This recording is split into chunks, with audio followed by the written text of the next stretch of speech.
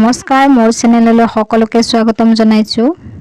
আজি আমি কিছু সময় উলিয়াই ননাই সংৰক্ষিত বনাঞ্চলৰ অন্তৰ্গত চামৰাঙলৈ ফুৰিব আহিছোঁ।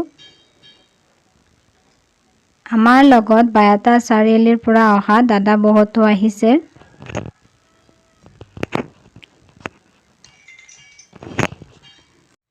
ইয়াত ডিচেম্বৰ জানুৱাৰী মাহত মানুহৰ ভিৰ দেখা যায়, কিয়নো ঠাইখিনি পিকনিক খোৱাৰ কাৰণে ধুনীয়া। পিকনিক প্লেচ বুলিও ক'ব পাৰি। নদীত পানী বেছি নথকাৰ কাৰণে আমি নদীৰ বুকুলৈ যাব পাৰিছিলোঁ। আমি তাত সকলোৱে ফটো তোলোঁ আৰু কিছু সময়ৰ কাৰণে সকলোৱে নিজাকৈ ফটো তোলাত ব্যস্ত হৈ পৰোঁ। গধূলি হোৱাৰ কাৰণে ফটোবিলাক বেছি ভাল হোৱা নাই।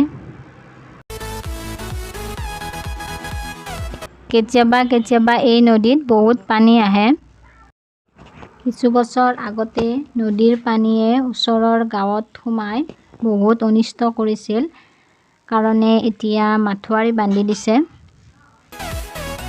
গুণুহঁতে ইয়াত বেলেগ এটা পৰিৱেশ পাই মুকলি মনে খেলি আছে।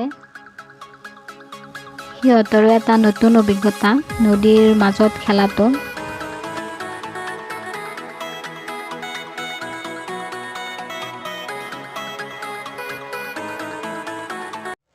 এইফালে সকলোৱে চেলফি লোৱাত ব্যস্ত।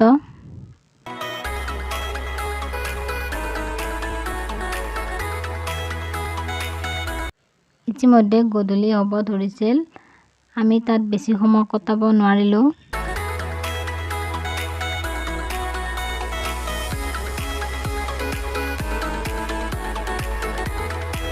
ইয়াত মাজে সময়ে হাতীও ওলায়।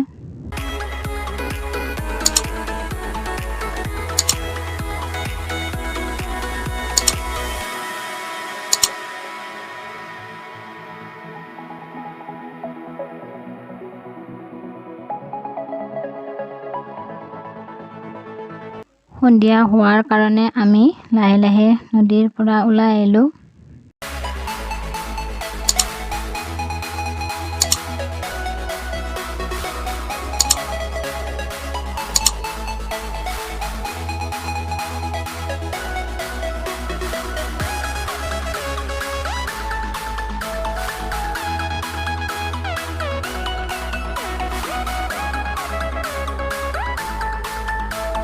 নদীৰ পাৰত এইখিনি ঠাইতে প্ৰত্যেক শনিবাৰে বজাৰ বহিছিল।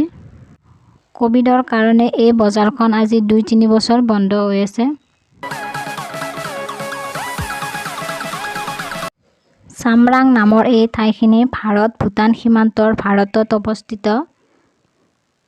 ঠাইখিনিৰ মাজেৰে ভূটানলৈ যোৱা বাটো আছে।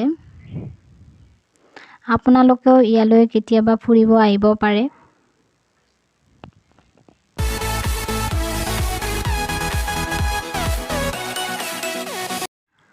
আৰু বহুতো ঠাই আপোনালোকক দেখুৱাব ৰৈ গ'ল। মই পিছৰ ভিডিঅ'ত দেখুৱাবলৈ চেষ্টা কৰিম।